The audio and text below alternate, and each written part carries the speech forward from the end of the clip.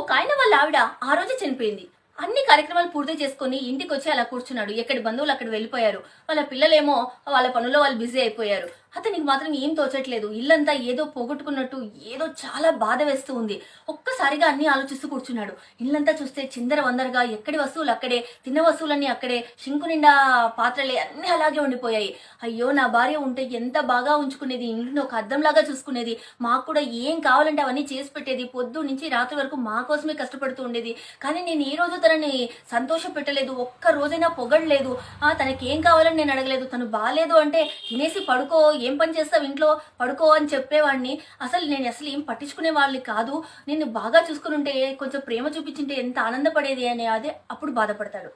మనము ఇప్పుడు జరుగుతున్నది అదే.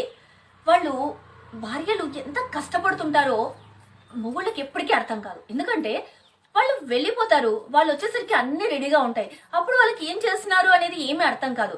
కానీ ఒక ఇంటిని వదిలేసి, వాళ్ళందరినీ వదిలేసి మీకోసం మీ ఇంటికి వచ్చి, మీకోసం కష్టపడి, మీ వంశాభివృద్ధికి వాళ్ళు కష్టపడి, మీ పిల్లల్ని పెంచి పెద్ద చేసి ఇంటికి కావాల్సినవన్నీ చూసుకుంటుంటారు.